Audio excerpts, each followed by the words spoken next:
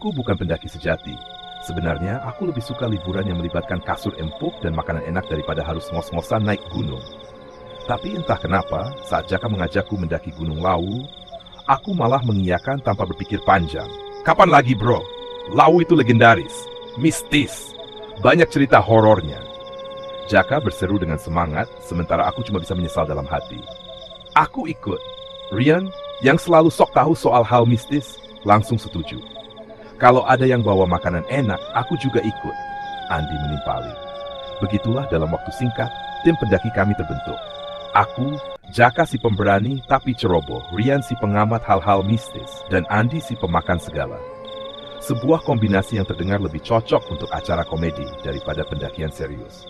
Warung kopi dan peringatan aneh. Perjalanan ke base camp dimulai dengan penuh tawa. Mobil sewaan yang kami pakai hampir mogok di tengah jalan. Andi tertidur dengan mulut menganga sepanjang perjalanan. Dan Jaka sibuk memutar lagu-lagu motivasi pendaki yang malah bikin kepala pusing. Setibanya di base camp, kami berhenti di sebuah warung kopi kecil. Tempatnya sederhana, tapi aroma kopinya begitu khas, seolah sudah menyatu dengan kabut tipis yang menyelimuti gunung. Saat kami duduk menikmati kopi, seorang kakek tua dengan tatapan tajam menghampiri. Kalian mau naik ke atas? Tanyanya. Iya, kek. Besok pagi, jawab Jaka santai. Kakek itu mengangguk pelan lalu berbisik dengan nada serius. Jangan macam-macam di sana. Gunung ini punya penghuninya. Aku merinding. Rian tentu saja malah terlihat semakin tertarik. Maksudnya pasar setan, kek? Kakek itu menatap kami satu persatu, lalu mencondongkan tubuhnya ke depan. Kalau kalian dengar suara gamelan di tengah malam, jangan pernah mencoba mencari sumbernya. Hening. Lalu Andi dengan polosnya bertanya, kalau cuma nyari warung yang jual nasi goreng, boleh nggak? Jaka menyikutnya. Shh! Kakek itu hanya tersenyum samar, lalu beranjak pergi tanpa berkata-kata lagi. Aku menelan ludah. Kenapa rasanya tiba-tiba perjalanan ini tidak lagi terasa seperti sekadar pendakian biasa? Esok pagi, kami akan memulai perjalanan. Dan entah kenapa, firasatku tidak enak. Pagi itu, udara di base camp Gunung Lawu terasa sejuk dengan kabut tipis yang menyelimuti. Kami sudah siap dengan perlengkapan masing-masing, meski persiapan kami lebih mirip orang piknik ketimbang pendaki profesional. Jaka, yang mengaku paling berpengalaman, membawa tenda besar entah untuk siapa. Rian sibuk menata jimat dan gelang aneh di tasnya. Aku membawa barang secukupnya, sementara Andi entah kenapa tasnya lebih berat dari kami semua. Aku bawa mie instan, roti, rendang, keripik, sama. Oh iya, rice cooker kecil, katanya santai. Aku dan Jaka menatapnya tidak percaya. Ngapain bawa rice cooker? Ini gunung, bukan kos-kosan, seruku. Andi mengangkat bahu. Kalau di atas nggak ada warung, kita bisa masak sendiri. Siapa tahu kita temu stan kelaparan, kita kasih makan biar mereka nggak ganggu. Jaka menggeleng-geleng. Nggak bakal ada stan yang lebih rakus dari kamu. Kami berempat akhirnya mulai mendaki, melewati jalur yang masih cukup landai. Rian yang sok tahu soal hal mistis, mulai berceramah. Gunung Lawu ini termasuk salah satu gunung paling angker di Indonesia, katanya dengan nada serius. Banyak cerita tentang orang hilang, jalur yang berubah sendiri, dan tentu saja pasar setan. Aku mendesak, bisa nggak kita nikmati pendakian ini tanpa bahasan horor? Justru itu serunya, bro, kata Rian sambil nyengir. Kita lagi masuk ke wilayah mereka. Baru saja dia selesai bicara, tiba-tiba terdengar suara gemerisik di semak-semak. Kami langsung berhenti. Aku menelan ludah. Apa itu? Andi mengangkat tangannya. Tenang, mungkin cuma monyet. Kami semua menunggu dengan waspada. Daun-daun bergoyang sedikit, lalu seekor ayam berlari keluar dari semak-semak. Hening. Lalu Jaka meledak dalam tawa. Setan apaan yang bentuknya ayam? Andi malah tertarik. Kalau kita tangkap, bisa kita bakar di atas. Aku mengusap wajahku dengan frustasi. Baru juga mulai naik, udah begini. Kami melanjutkan perjalanan, tapi ada satu hal yang mengganjal di pikiranku. Ayam itu terlihat aneh. Bulunya sedikit lebih gelap, matanya tajam seperti sedang mengawasi kami. Mungkin aku cuma kebanyakan mikir. Dengan langkah pasti, kami melanjutkan pendakian tanpa menyadari bahwa sesuatu atau seseorang sudah memperhatikan kami sejak awal. Semakin jauh kami mendaki, semakin terasa bahwa Gunung Lawu menyimpan sesuatu yang tidak biasa. Jalur setapak yang kami lewati awalnya tampak jelas, tapi lama-kelamaan terasa aneh, seperti berubah sendiri setiap beberapa meter. Aku menggerutkan kening. Kalian merasa nggak sih, jalan ini kayak muter-muter? Jaka menoleh ke belakang. Perasaanmu aja, bro. Ini jalur resmi, Mana mungkin nyasar. Tapi Rian tampak lebih serius. Dia menatap sekeliling dengan waspada. Banyak cerita soal pendaki yang jalannya dibuat berputar sama penunggu gunung. Itu namanya disasarin. Aku mendengus. Udahlah, jangan mulai. Kami terus melangkah sampai tiba di sebuah persimpangan kecil dengan 2 jalur. Satu jalur tampak lebih lebar dan sering dilewati, sementara yang satu lagi lebih sempit dan agak tertutup semak-semak. Arah kanan kayaknya lebih jelas, kataku. Tapi Rian mengernyit. Tunggu, aku kayaknya pernah baca. Kalau di Lawu, jalur yang kelihatan lebih mudah, kadang justru jalur yang salah. Jaka mendengus. Lagian semua jalur menuju puncak kan? Tanpa pikir panjang, Jaka melangkah ke jalur kanan. Kami pun mengikutinya, meskipun ada perasaan tidak nyaman yang mulai merayap di dadaku. Semakin lama, semakin aneh. Langit mulai meredup saat kabut perlahan turun. Hawa dingin menggigit kulit, dan suara hutan terasa semakin senyap. Tak ada lagi suara burung atau gemerisik daun tertiup angin. Aku merasa ada yang salah. Andi, yang biasanya cerewet soal makanan, kini berjalan dalam diam. Aku meliriknya. Kenapa lo diam? Dia menoleh perlahan. Bro, lo perhatiin deh. Kita kayak jalan di tempat. Aku berhenti. Benar saja, batu besar yang kami lewati tadi ada lagi depan. Jaka menggaruk kepalanya. Lah, kok bisa? Rian menelan ludah. Gue bilang juga apa? Kita disasarin. Aku merinding. Kami sudah berjalan lama, tapi seolah-olah tidak bergerak maju. Rasa panik mulai muncul. Aku menatap sekeliling, mencoba mencari sesuatu yang bisa dijadikan patokan. Lalu dari kejauhan terdengar suara samar. Ding ding dung. Langkahku terhenti. Itu suara gamelan. Jantungku berdegup kencang. Aku melirik Rian yang wajahnya sudah pucat pasi. Kita gak boleh nyari sumber suaranya, bisiknya. Jaka tertawa kecil meskipun terdengar sedikit dipaksakan. Udahlah. Mungkin itu suara dari perkampungan bawah. Tapi aku tahu itu bukan suara dari desa. Suara itu terlalu dekat dan terlalu asing. Tiba-tiba angin dingin berhembus kencang, membuat kabut semakin tebal. Aku menelan ludah, mencoba mengusir pikiran buruk. Lalu sesuatu di tengah kabut menarik perhatianku. Di depan kami, samar-samar terlihat bayangan gerbang merah yang tinggi menjulang. Kami berhenti serempak. Bro, suara Andi bergetar. Jangan bilang, itu gerbangnya? Kami berdiri terpaku. Di tengah jalur yang seharusnya menuju puncak, berdiri sesuatu yang seharusnya tidak ada. Gerbang menuju pasar Setang. Aku ingin percaya bahwa ini cuma ilusi, efek dari kelahan atau kabut yang terlalu tebal. Tapi semakin aku mengedipkan mata, semakin jelas gerbang merah itu berdiri di depan kami. Gerbangnya besar, terbuat dari kayu tua dengan ukiran aneh di tiangnya. Samar-samar aku bisa melihat sesuatu bergerak di baliknya. Bayangan atau mungkin seseorang. Jaka menelan ludah. Ini cuma halusinasi kan? Rian menggeleng cepat. Enggak, ini beneran. Andi berbisik pelan. Kalau ini pasar setan, harusnya kita putar balik kan? Aku mengangguk cepat. Iya, kita balik aja, turun lagi. Kami serempak berbalik dan mulai berjalan cepat ke arah berlawanan. Tapi belum sampai 10 langkah, gerbang itu masih ada di depan kami. Jantungku mencelos. Loh, Jaka memutar badan lagi. Kami berjalan ke arah lain, lebih cepat kali ini. Namun setiap kali kami mencoba menjauh, gerbang itu selalu ada di depan kami. Seolah-olah kami tidak bisa lari darinya. Suara gamelan yang semakin dekat. Ding, dung. Suara gamelan itu semakin keras. Tidak lagi samar seperti tadi. Sekarang terdengar jelas, seakan-akan ada di belakang kami. Aku menoleh. Kabut yang tadi hanya menggantung tipis kini menebal, berputar seperti dinding putih yang menutup jalan keluar. Di dalam kabut, bayangan-bayangan tinggi berdiri diam, mengawasi kami.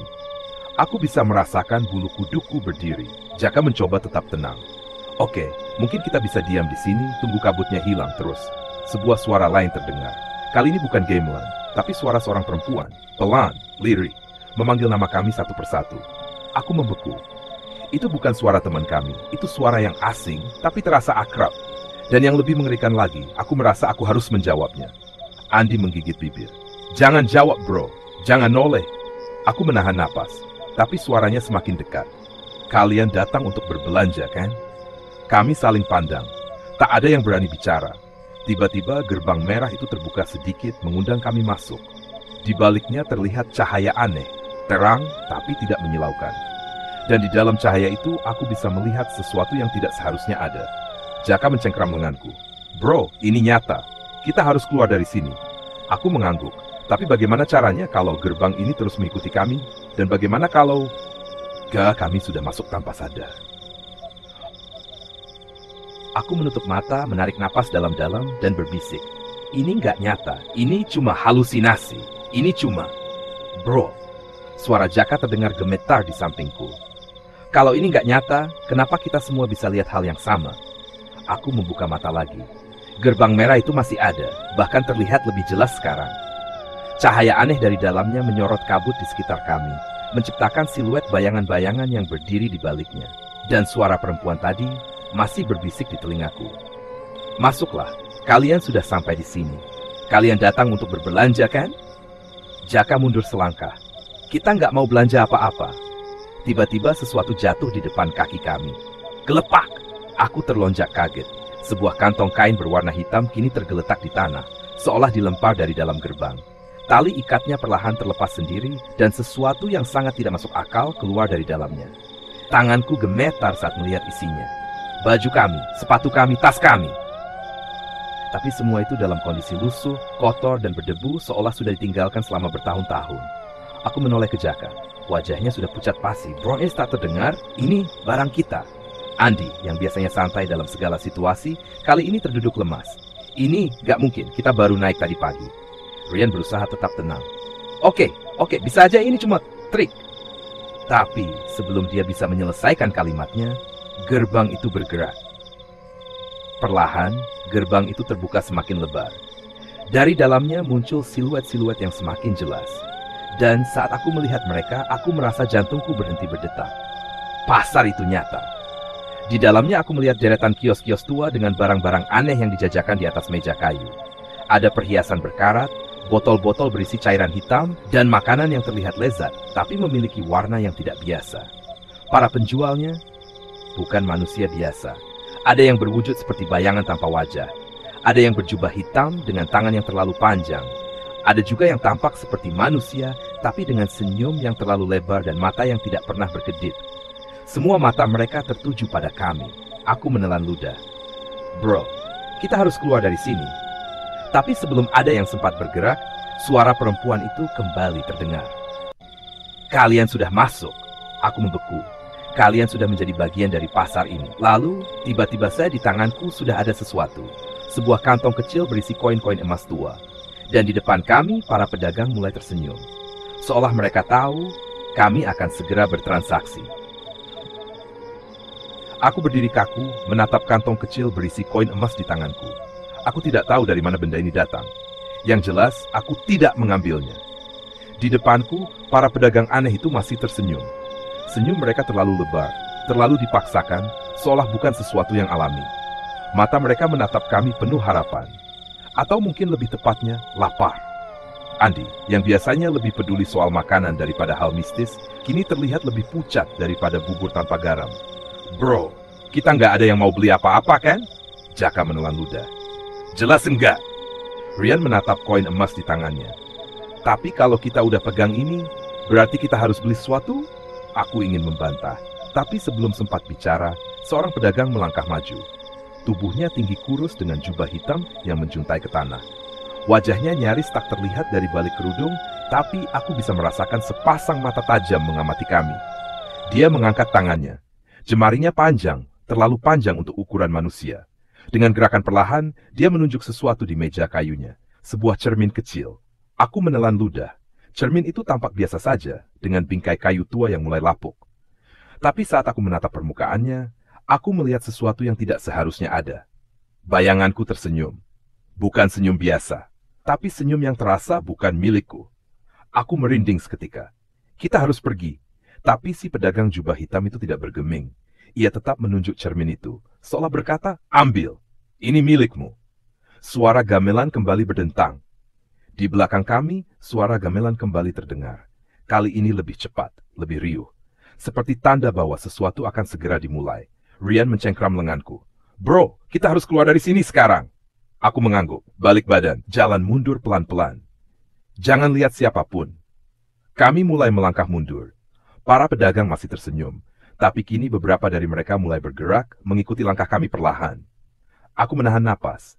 Kami hampir sampai di gerbang. Lalu sebuah suara menggema, menghentikan langkah kami. Tidak ada yang boleh pergi tanpa membeli. Aku merinding. Aku tidak tahu siapa yang berbicara. Suaranya terdengar dari segala arah, bergema di udara seperti datang langsung dari gunung ini. Jaka menggertakkan giginya. Kalau kita nggak mau beli, maka kalian harus meninggalkan sesuatu sebagai ganti. Angin dingin berhembus kencang. Kabut menebal membuat tubuh kami nyaris tak terlihat satu sama lain. Aku mulai panik. Apa yang harus kita tinggalkan? Ryan berbisik cemas. Aku tidak mau tahu jawabannya. Aku hanya tahu satu hal. Kami harus keluar dari sini sebelum mereka memilihkan sesuatu untuk ditinggalkan. Tapi saat aku berbalik, gerbang merah yang tadi terbuka sudah tidak ada lagi. Kami terperangkap, dan para pedang mulai mendekat. Aku menahan napas. Gerbang yang tadi masih terbuka, kini telah lenyap, digantikan oleh dinding kabut tebal yang menghalangi semua jalan keluar. Di sekitar kami, para pedagang semakin mendekat. Senyum mereka tetap sama, terlalu lebar, terlalu salah. Seakan mereka sedang menikmati ketakutan kami. Tidak ada yang boleh pergi tanpa membeli. Suara itu menggema lagi. Kali ini lebih dalam, lebih berkuasa, seolah berasal dari dalam tanah. Jaka mencengkram lenganku erat. Bro, gimana ini? Aku menelan ludah, berusaha berpikir cepat. Mungkin kita bisa taruh koinnya di tanah dan... Tidak bisa. Suara itu terdengar lagi, menjawab sebelum aku sempat menyelesaikan kalimatku. Aku merasakan keringat dingin mengalir di punggungku. Mereka tahu apa yang kita pikirkan. Ryan mencoba tetap tenang. Oke, kita nggak mau beli apa-apa. Tapi kalau kita harus meninggalkan sesuatu sebagai ganti, sesuatu apa? Salah satu pedagang melangkah maju. Dia lebih pendek dari yang lain, tubuhnya kecil dengan jubah kumal. Wajahnya masih tertutup bayangan, tapi tangannya kurus dengan kuku panjang menghitam. Dia menunjuk ke arah Andi. Andi tersentak, matanya melebar. Gua harus ninggalin apa? Pedagang itu mengangkat tangannya dan perlahan membuka telapak tangannya. Di sana ada sesuatu, sebuah benda kecil yang seperti baru saja diambil darinya. Aku menajamkan pandangan. Itu kunci rumah Andi. Andi mengernyit. Loh, ini. Dia buru-buru merogoh sakunya. Wajahnya langsung pucat. Kunci gua beneran hilang. Kami semua merinding. Tanpa sadar, sesuatu telah diambil darinya. Mereka tidak menunggu kita menyerahkan sesuatu. Mereka mengambilnya sendiri. Aku buru-buru merogoh sakuku. Dompetku masih ada, ponselku juga. Tapi ada sesuatu yang terasa aneh. Aku tak tahu apa, tapi aku merasa lebih kosong. Pedagang pendek itu terkikik. Suara tawanya nyaring dan memekakkan telinga.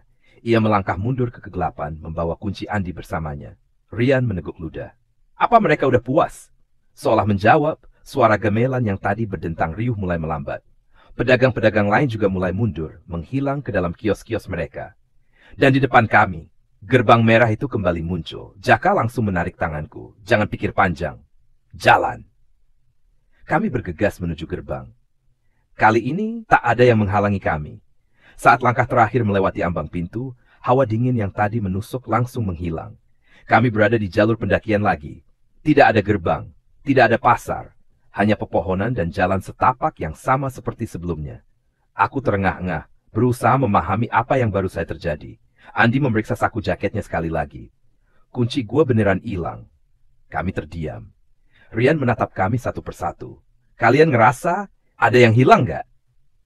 Aku tidak tahu. Aku tidak bisa menjelaskannya. Tapi ada sesuatu yang terasa salah. Seperti ada bagian dari diriku yang tertinggal di dalam pasar itu. Dan aku tidak tahu apa. Kami berdiri diam di jalur pendakian, mencoba memahami apa yang baru saja terjadi.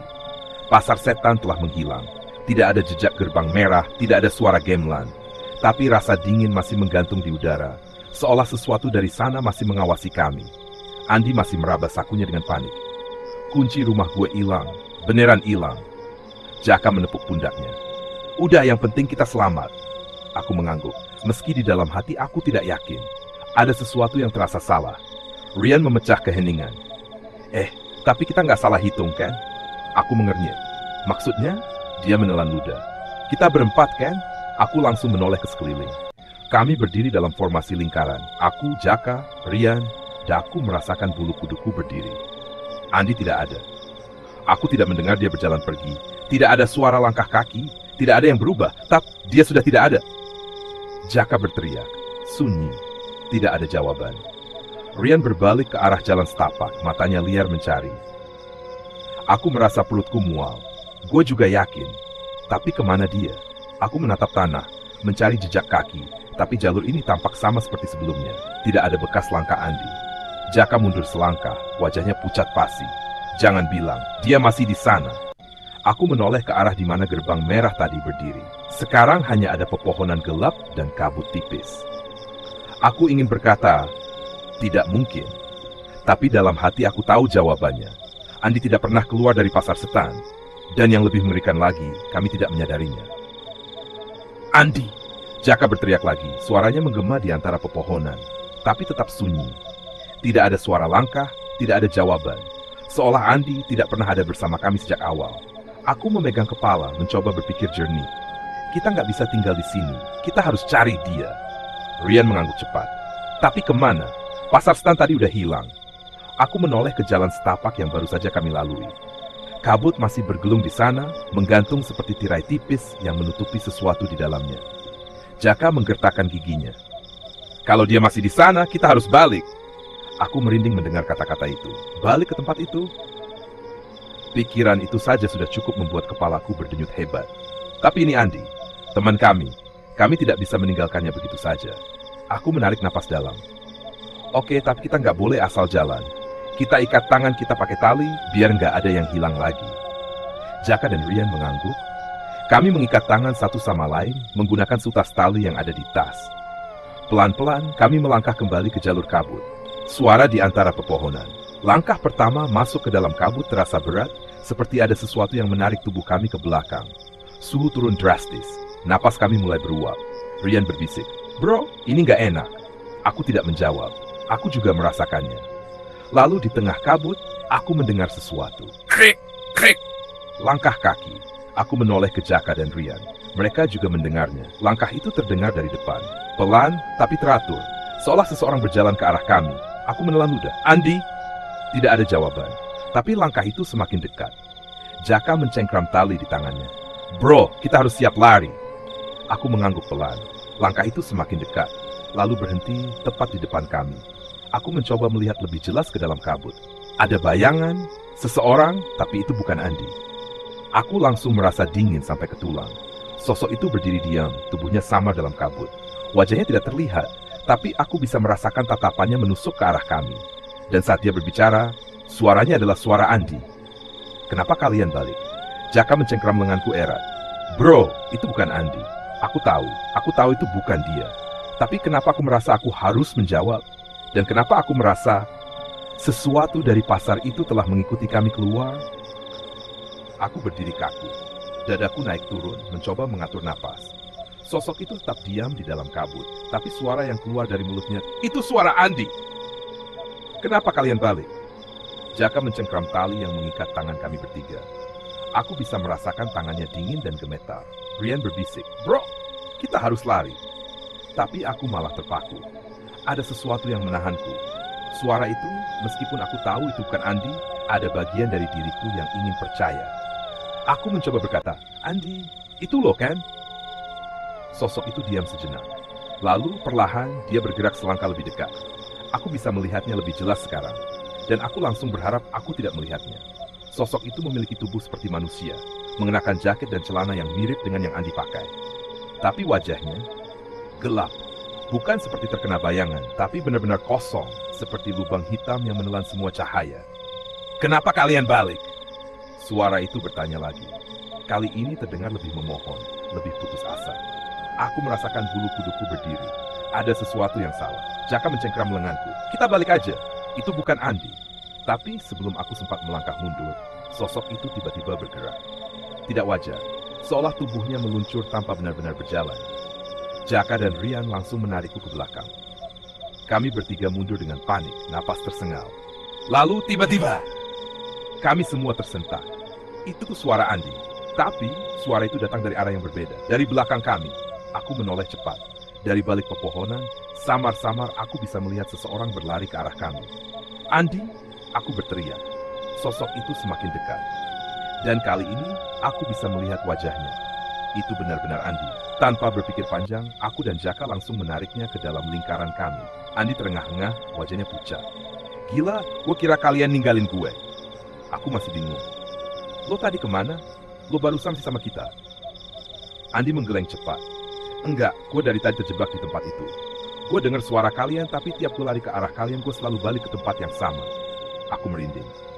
Jadi yang tadi, aku menoleh ke depan. Sosok yang tadi ada di sana sudah tidak ada. Tidak ada suara langkah, tidak ada bayangan. Hanya kabut kosong, tapi aku bisa merasakan sesuatu. Apapun itu, dia masih ada di sini. Dan dia mungkin masih mengawasi kami. Aku menarik napas dalam. Kita harus keluar dari sini. Sekarang. Tanpa menunggu lebih lama, kami berempat langsung berbalik dan mulai berjalan cepat menjauhi kabut. Kali ini kami tidak akan berhenti lagi. Karena aku tahu satu hal pasti, pasar setan tidak akan membiarkan kita pergi begitu saja.